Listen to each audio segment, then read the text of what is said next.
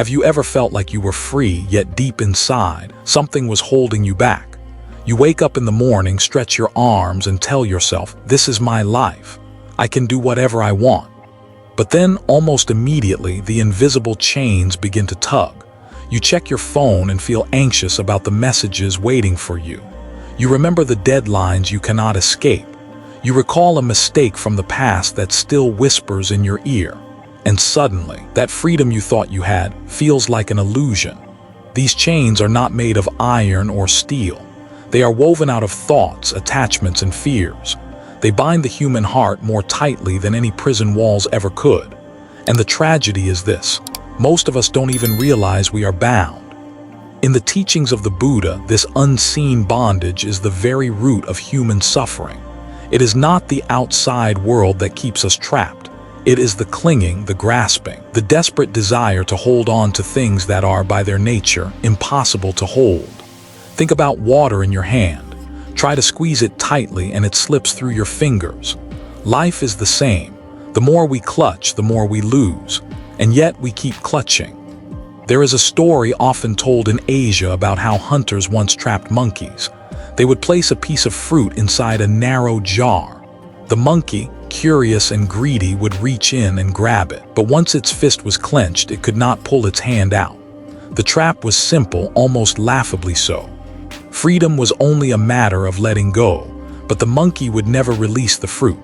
Its own grasp became the cage. Are we not the same? We hold on to relationships long after they've turned toxic. We cling to wealth, afraid of losing what we cannot take with us when we die.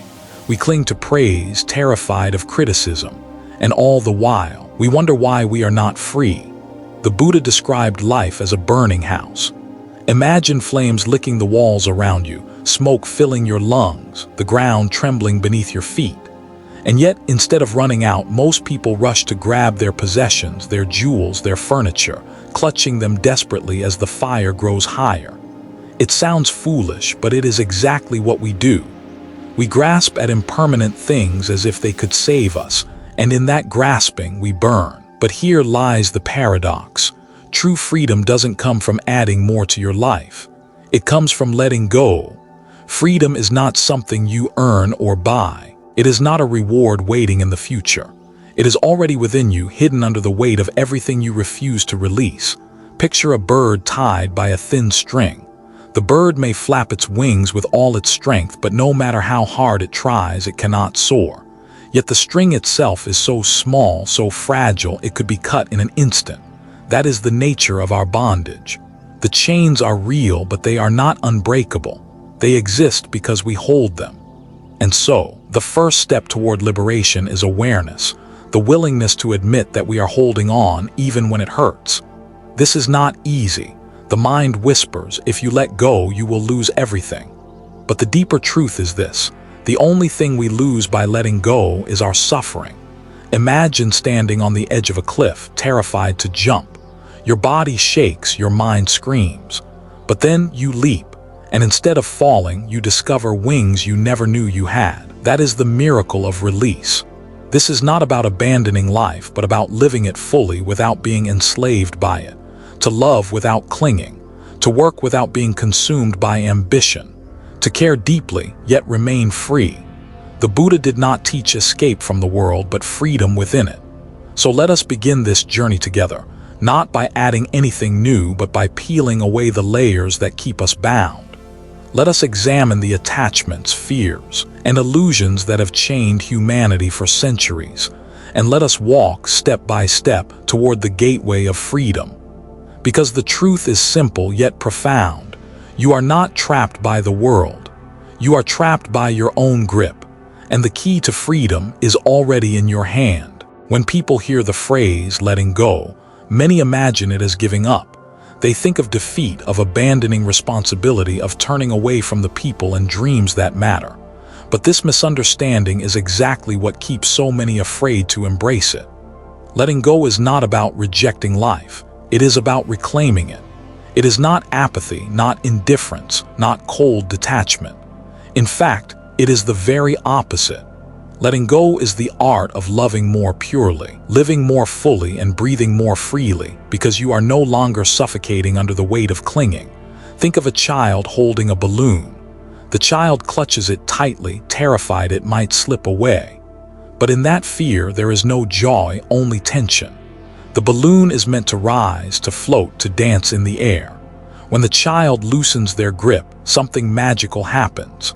Instead of being a prisoner of their own fear, they delight in the balloon's flight. This is the essence of letting go, releasing the grip so that life can move as it is meant to. The Buddha once compared holding onto desires to grasping a burning coal. We clutch it tightly, thinking it will bring warmth, but all it gives us is pain. The moment we release it, relief floods in. The suffering was never in the coal itself, it was in the act of holding on. But here is the subtle truth. Letting go doesn't mean you stop caring. It doesn't mean you stop loving. It doesn't mean you turn your back on life. It means you stop demanding that life obey your terms. You love without possession. You dream without fear. You care without control. A lotus flower grows in muddy water. If you try to force it open with your hands, you will destroy it. But if you let go and allow it to unfold naturally, it blossoms in perfect beauty. Our lives, too, must be allowed to unfold. To let go is to trust the nature of things, to stop forcing, and to start flowing. There's a wisdom in the river. Have you ever watched how water moves? It doesn't cling to rocks, yet it shapes them over time. It doesn't resist the path ahead, yet it finds its way to the vast ocean. Water teaches us the secret of freedom. The power lies not in holding, but in moving, adapting, and releasing. So what then is letting go? It is the courage to release the illusions we carry, the illusion of permanence, the illusion of control, the illusion that happiness can be bought, owned, or clutched forever. It is letting go of the stories we keep telling ourselves. I am not enough. If I lose this, my life is over. I cannot be happy unless. These are the chains we tie around our own hearts. And to let go is to see through them, to breathe again, to stand in the vastness of life unburdened. Letting go is not the end of love, it is the beginning of true love. Because only when you stop clinging can you really see the other person as they are, not as your mind insists they must be. It is not the end of ambition, it is the beginning of genuine creativity, because you are no longer driven by fear of failure but by the joy of expression. Imagine carrying a backpack filled with stones. Day after day you drag it with you, growing more exhausted with every step. One day you simply set it down. For a moment you panic, but these are my stones. I've carried them for so long. Yet as your back straightens and your body feels light again, you realize the truth. They were never worth the burden. This is what letting go really means. Not losing, not abandoning, but discovering that you were never meant to carry so much in the first place. And here's the beautiful secret. Once you understand this, even small acts of release can open vast doors of freedom. Letting go of a grudge, letting go of the need to be right, letting go of yesterday's mistakes. Each release is like untying a knot inside your heart. With every knot undone, your spirit breathes easier, your mind becomes clearer, and your life begins to flow. To let go is to remember that nothing in this world truly belongs to us. Not the people, not the possessions, not even this body. Everything is borrowed, everything will return. The wise do not resist this truth. They embrace it, and in that embrace they find peace. So if letting go is not about giving up, what is it really? It is about opening your hand, opening your heart, and opening your life to the reality of change. It is about stepping out of the prison of grasping and walking into the wide-open field of freedom. And once we begin to see letting go in this light, not as loss but as liberation, we can start to explore how it looks in real stories, in real lives, in the struggles and triumphs of human beings just like us. Because this idea, as beautiful as it sounds, only becomes real when we live it. Long ago, the Buddha told a simple parable. A man came to a wide river, desperate to reach the other shore. He gathered branches, tied them together, and built a raft. With effort, he paddled across, and finally his feet touched dry ground again. Grateful for the raft, he thought to himself, "This raft has served me so well. I should carry it on my back as I continue my journey." The Buddha asked his followers, would that be wise? Of course not. The raft was meant for crossing, not for clinging. This parable, told over 500 years ago, still echoes with a startling clarity today. How often do we cling to things that once served us but now only weigh us down? Old identities, past relationships, achievements that once brought pride but now bring pressure. We drag them with us like a raft on our shoulders, forgetting that they were only meant to carry us across a single moment of life. In the Buddha's time, attachment was symbolized by material possessions, by caste, by rituals and dogmas. People clung to tradition and status, believing these would secure happiness. But what about us here and now? Our chains may look different, yet the principle remains the same. We cling to careers, even when they drain the life from us. We cling to digital screens, scrolling endlessly for validation, as if likes and comments could fill the emptiness inside. We cling to the image of ourselves we broadcast to the world, terrified that if we stop performing, no one will see us, no one will love us. Is this so different from the monkey holding the fruit in the jar? The object has changed, but the grip is the same. Think of the countless hours people spend polishing an online persona, curating photos, chasing approval, obsessing over numbers. For a moment, it feels rewarding. A spike of attention, a flood of comments, a sense of being seen. But once the glow fades, the craving grows sharper. Like drinking salt water, the more we consume, the thirstier we become. This is modern suffering dressed in digital clothes. Or consider relationships. How often do we cling to an idea of how someone should be? A partner must never change. A child must fulfill our dreams. A friend must always agree with us. But people are living rivers. They move, they grow, they transform. When we chain them to our expectations, we lose both them and ourselves. The Buddha once said, "Attachment is the root of suffering." We see this not only in monasteries and scriptures, but in office cubicles, in crowded subways, in the quiet ache of sleepless nights. Ancient wisdom doesn't just belong to the past. It is written into the fabric of human struggle, waiting to be rediscovered in every age. Imagine carrying a glass full of water. Hold it for a minute and it feels light. Hold it for an hour and your arm begins to ache. Hold it for a day and the weight becomes unbearable. The water has not changed, but your grip has turned it into suffering. This is our relationship with modern life. Work, relationships, technology, they are not the problem. It is our endless holding that turns them into chains. And yet, just as the Buddha taught, the solution is disarmingly simple. Loosen the grip. To see the raft as a raft, to see the jar as a trap, to see the glass as something that can be set down. We live in a time of abundance, yet so many feel starved for peace. Surrounded by wealth, we are poor in spirit. Surrounded by connections, we are lonely. Surrounded by noise, we are desperate for silence.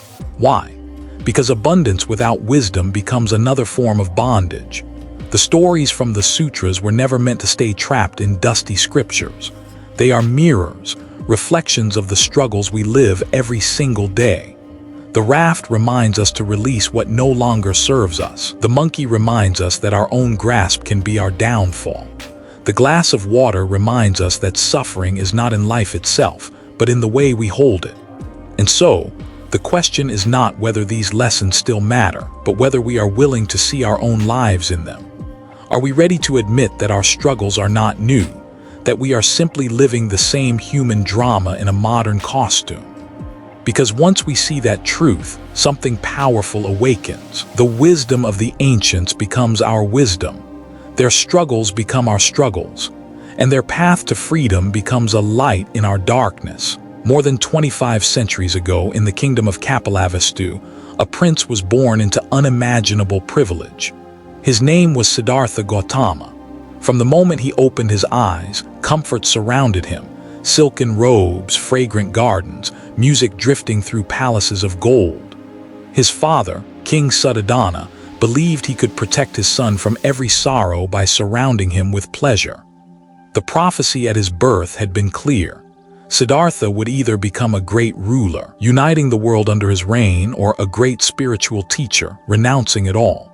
The king, fearing the second path, tried to bind his son to luxury. He thought, if he never sees suffering, he will never seek beyond the palace walls. But life has a way of revealing itself. One day, Siddhartha ventured outside and saw for the first time the realities of human existence. An old man bent with age, a sick man writhing in pain, a corpse carried to the pyre. And finally, a wandering monk, serene and unburdened. Each sight struck his heart like a thunderbolt. He realized what no palace could hide. Wealth could not stop aging. Pleasure could not cure illness. Power could not prevent death. Everything the world offered was fleeting, like sand slipping through the fingers. Imagine his struggle. He was not a poor man seeking escape from hardship. He was a prince with every comfort at his feet. And yet, he saw the truth. Clinging to these comforts was clinging to smoke. The palace walls were not protection, they were a prison. So one silent night, Siddhartha made a choice that would change the course of history. While the city slept, he looked one last time at his wife, Yasudhara, and his newborn son. His heart trembled. This was not an act of coldness, but of unimaginable courage. He loved them deeply. But he knew love bound by attachment would keep him trapped. His quest was not only for himself. It was for them, for all humanity, for every being suffering under the weight of impermanence. He left the palace on horseback, slipping into the darkness. At the edge of the forest, he dismounted, cut off his princely hair, exchanged his royal robes for the simple garb of a wanderer, and walked barefoot into the unknown. This was the great renunciation. To many, it may look like loss, a man abandoning wealth, family, and power. But in truth, it was the ultimate act of letting go. Siddhartha was not running away. He was stepping toward freedom. He was surrendering the temporary in search of the eternal. His journey teaches us something profound. Letting go is not about rejecting the world, but about seeking its truth. It is about asking the question most of us are too afraid to ask. Is this all there is? And what if we paused for a moment in our own lives to ask the same? We may not live in palaces, but don't we cling to our own small kingdoms, our possessions, our routines, our titles, our carefully constructed identities? Each of us builds walls around ourselves, hoping they will keep suffering out. Yet suffering still finds its way in. Siddhartha's renunciation was radical because it stripped away every illusion at once. But our own acts of letting go need not be so dramatic. Perhaps it begins by loosening our grip on the need to control every outcome. Perhaps it is releasing a resentment we have carried for years. Perhaps it is daring to live not for appearances but for truth. The Buddha story is not an ancient legend locked in time. It is a mirror reflecting our own struggle. Each of us stands at the gates of our own palace, faced with a choice. Will we cling to the familiar, even as it slips through our fingers? Or will we step into the unknown, trusting that freedom waits on the other side of letting go?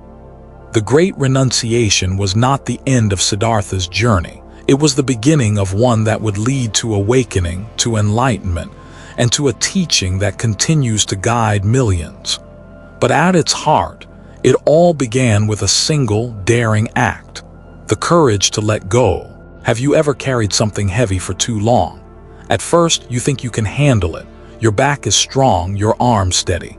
But step by step, the weight begins to press deeper. Muscles ache, your breath shortens, and soon every movement feels like a battle. What once seemed manageable becomes unbearable. This is what attachment does to the human spirit. We don't see the weight we carry because it's not made of stone or iron. It's made of memories we can't release, grudges we refuse to forgive, possessions we cling to, and identities we desperately protect. These are the invisible rocks we pile into our backpack, dragging it through life, growing heavier with each passing year. A man once asked the Buddha why life felt so painful. The Buddha replied, "Because you carry things that are not yours." Imagine that. We hold on to insults from 10 years ago. We replay mistakes that can never be undone. We grip tightly to the approval of others, as if their opinion were the measure of our worth. All of it stones in the backpack. Think of anger. We convince ourselves it gives us power, that holding on to rage protects us from being hurt again. But anger doesn't protect, it poisons. It sits inside us like a burning coal. We think we are holding it to throw at someone else, but in truth, it burns only the hand that refuses to let go. Think of desire. We chase possessions, convinced the next car, the next promotion, the next house will finally bring peace. And maybe, for a brief moment, it does. But soon the hunger returns, sharper than before. Like drinking seawater, the more we consume, the thirstier we become. This is the trap of desire. It promises fulfillment but delivers only heavier chains. Even love, when distorted by clinging, can become a weight. To love someone is natural. But when love turns into possession, when we try to control another's path, we suffocate them and ourselves. True love allows freedom. Attachment disguises itself as love, but it is only fear in costume. Fear of loss, fear of change, fear of standing alone. And fear, perhaps the heaviest stone of all. Fear of failure, fear of rejection, fear of death. We build entire lives around avoiding fear, yet in doing so, we become prisoners of it. Fear whispers, hold on tighter, don't let go. If you release this, you will lose everything. But in truth, it is the holding itself that drains our strength. Picture yourself on a long journey. At first, you carry a few belongings, but as days pass, you keep adding more souvenirs, trinkets, unnecessary burdens. Soon you can barely move. The journey becomes about survival, not discovery. Isn't this what most of us do with life? We collect, accumulate, hoard, until joy is crushed beneath the very weight of what we refuse to release. There's a reason so many describe freedom as feeling light. When we let go, it is as if we've set down a great burden we never realized we were carrying.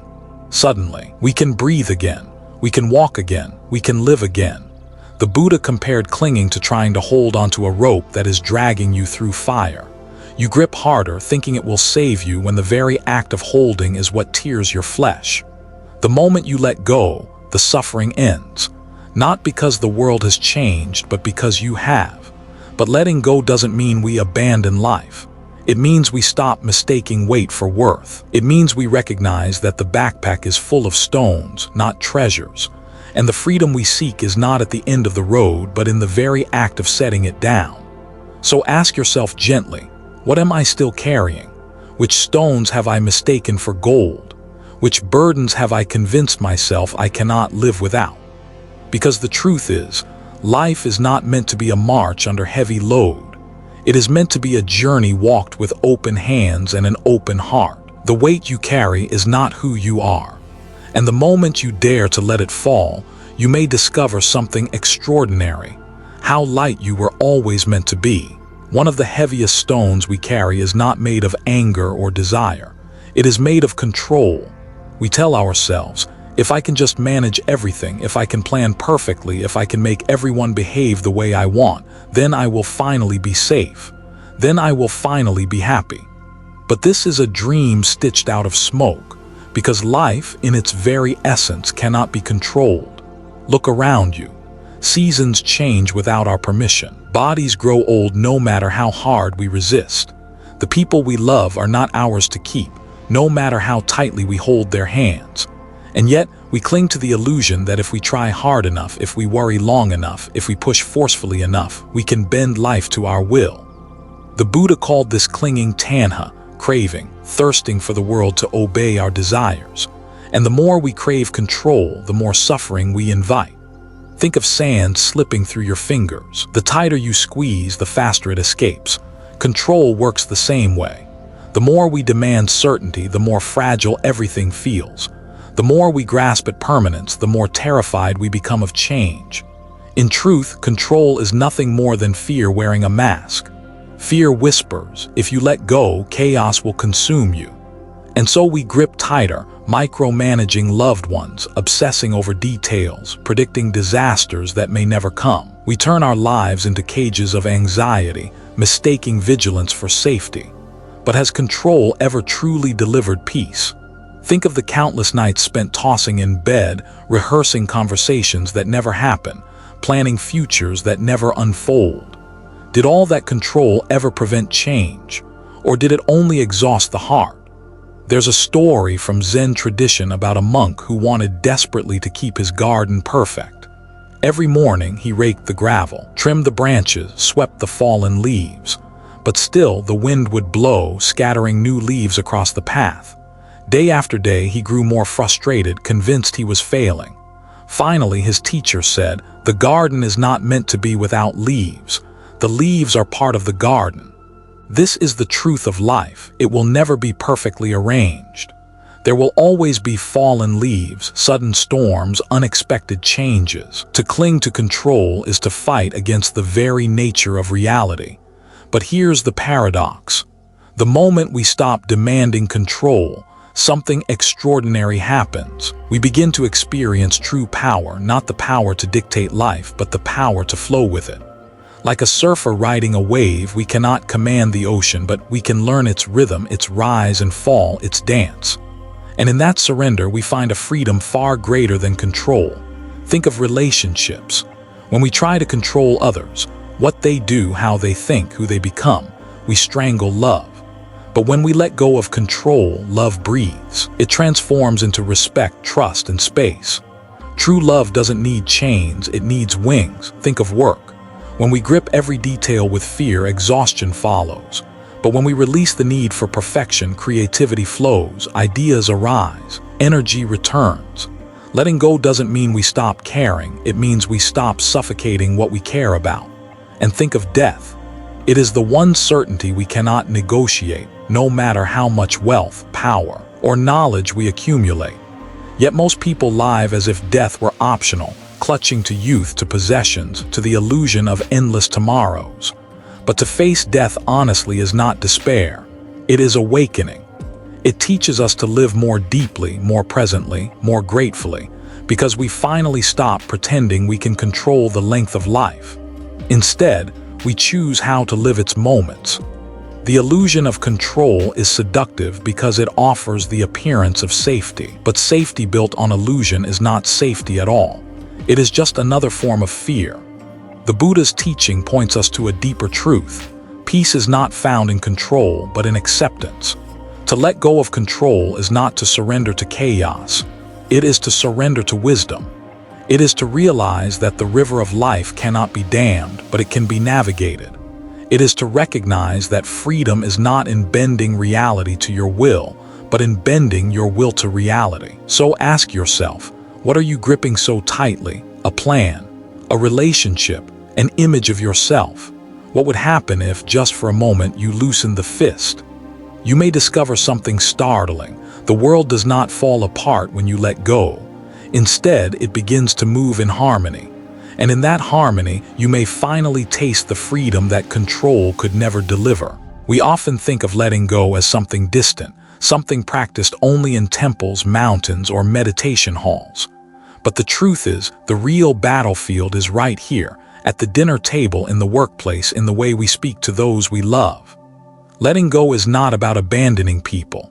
It is not about being cold, careless, or indifferent.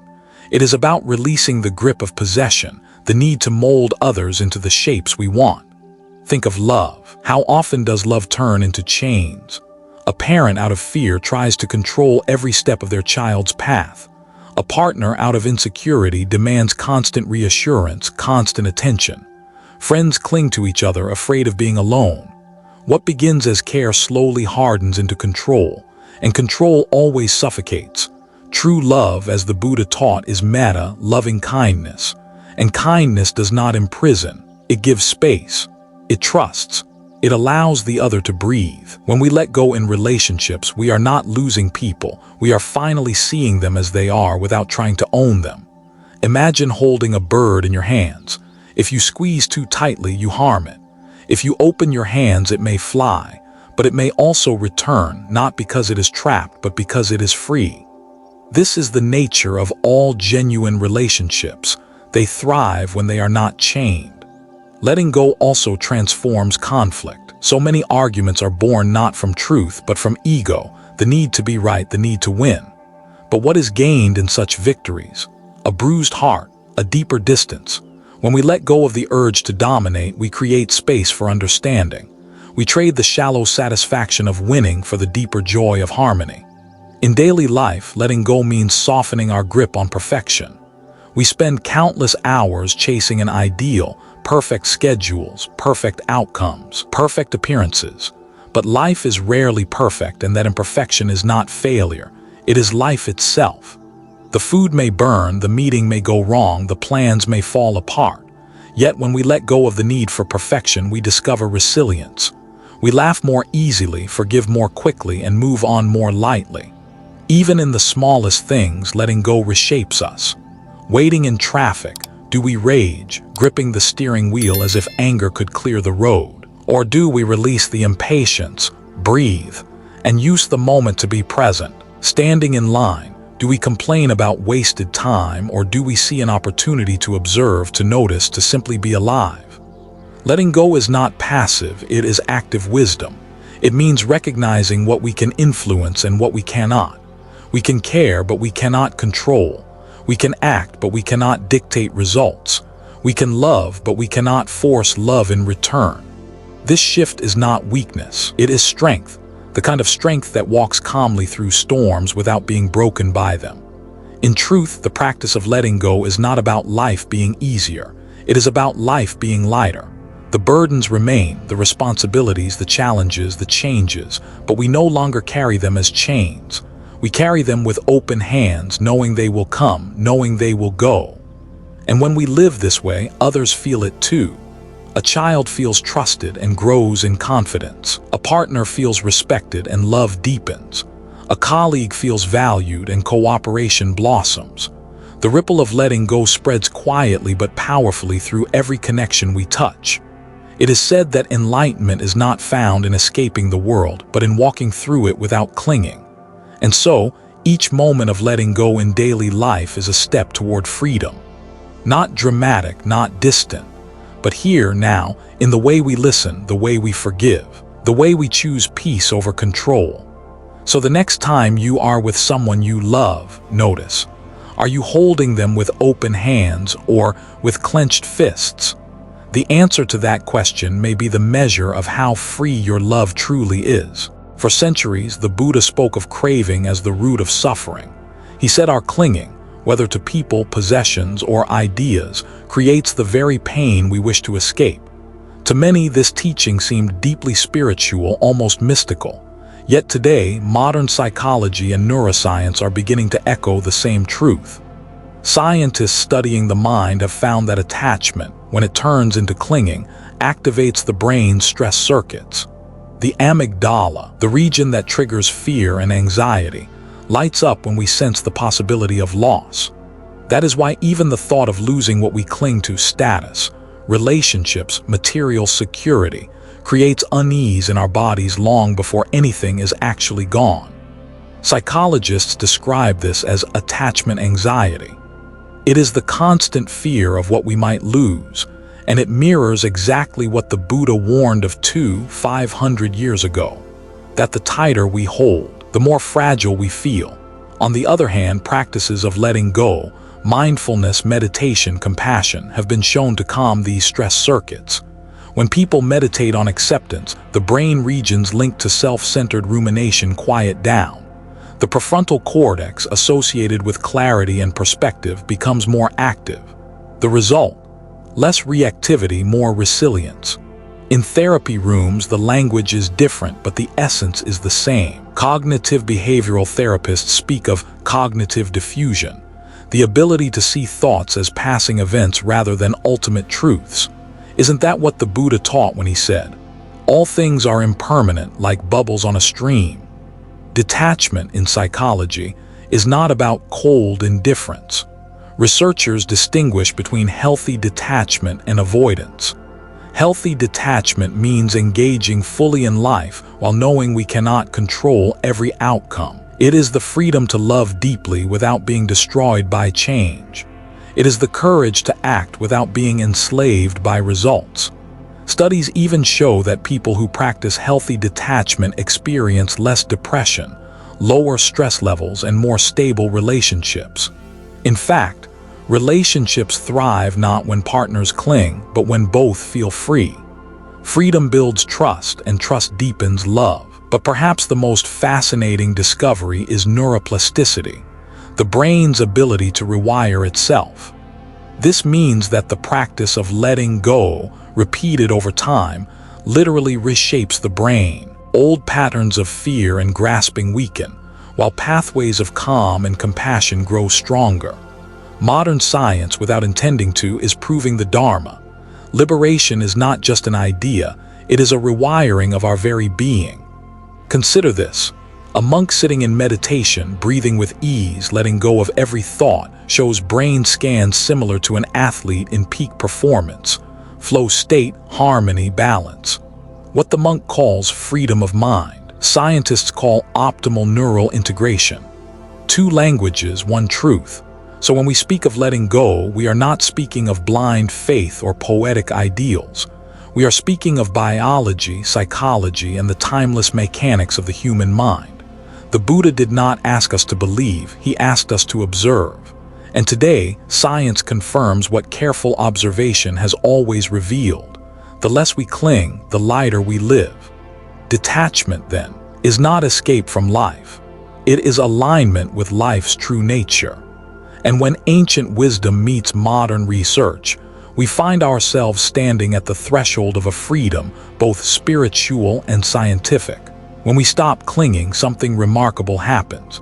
Space opens, the noise quiets, and in that stillness we rediscover a joy so subtle, so pure, that most of us have overlooked it all our lives, the joy of simplicity. Think of a child playing with a stick, laughing with delight as if it were the greatest treasure on earth. No smartphone, no luxury, no endless collection of possessions, just the stick, the moment, the laughter. That is simplicity. And that is freedom. The Buddha often spoke of the middle way, not indulgence, not harsh denial, but a life unburdened by excess. To live simply is not to live poorly, but to live wisely. It is to recognize that happiness is not hidden in the next purchase, the next promotion, or the next achievement. It is already here, waiting quietly beneath the weight we've been carrying. In our modern world, simplicity has become almost radical. We are told that more is always better, more money, more success, more attention. Yet we also know deep down that the pursuit of more leaves us endlessly dissatisfied. The joy we feel when we get something new fades quickly and we are left chasing again. Psychologists call this the hedonic treadmill. The Buddha simply called it craving. But when we let go of the need for more, we step off that treadmill. We begin to savor what is already here. The taste of tea, the warmth of sunlight, the sound of birds at dawn. These simple things, unnoticed when our minds are busy clinging, suddenly become sources of deep contentment. Simplicity does not mean deprivation. It means choosing clarity over clutter, peace over pressure, essence over excess. It is the art of owning less but experiencing more. And the paradox is this: the less we grasp, the more spacious our hearts become. Across cultures, the wisest figures lived simply. Monks with only a robe and a bowl radiate peace. Great philosophers retreated from luxury to think clearly. Even modern minimalists, reducing their possessions, speak of a joy they never found in abundance. Simplicity is not about losing. It is about gaining back the life that was hidden beneath distractions. And here is the secret. Simplicity creates gratitude. When we are not overwhelmed by endless wants, we can finally appreciate what we already have. Gratitude is the flowering of simplicity, and gratitude transforms ordinary life into a sacred gift. Imagine waking up and realizing you already have everything you need: breath, awareness, the ability to love, the chance to grow. Imagine finding wealth not in what you possess, but in how lightly you can live. That is the joy of simplicity. And when we taste that joy even briefly, something shifts. The search for happiness outside begins to fade, and a quieter, deeper happiness takes root inside. Life becomes lighter, not because it changed, but because we did. This is the gift of letting go, the discovery that less is not emptiness. Less is freedom, less is joy. At the heart of every struggle, every longing, and every restless search, there lies a single truth: we suffer because we cling. We hold on to possessions, to identities, to expectations, to people, and even to the stories we tell ourselves. Yet the tighter we grip, the heavier life becomes. Letting go is not the end of life, it is the beginning. It is the unbinding of the chains we could not see, the lifting of weights we thought we had to carry. To let go is not to lose, but to return. Return to the stillness already within us. Return to the freedom that has always been here. The Buddha's journey was not about building a kingdom of wealth, but about discovering a kingdom of peace. His renunciation was not an escape. It was a great act of courage, a declaration that true happiness cannot be found in what comes and goes. And this same courage lives in you. Each time you release the need to control, you grow lighter. Each time you loosen your grip on anger, fear, or craving, you taste freedom. Each time you choose simplicity over excess, presence over distraction, compassion over resentment, you unfold the wings of freedom. And those wings are not bound by circumstance. They are not limited by wealth or status. They belong to anyone who dares to let go, to trust the vastness of the open sky within their own heart. So pause, breathe. Notice the moment right here, right now. Ask yourself, what can I release? What weight no longer serves me? What wings have been waiting silently for me to fly? Freedom is not far away. It is not a distant prize. It is here in this breath, in this step, in this letting go. That is the gift. That is the path. That is the wings of freedom. If these words touched something in you, if you felt even a glimpse of that freedom, I invite you to stay connected. Subscribe to Zen Buddhism Wisdom for more reflections, stories, and teachings that guide the heart toward peace. Together, let us walk this path, not as seekers chasing something outside, but as travelers remembering what has always been within. May you be free, may you be at peace, and may the wings of freedom carry you home.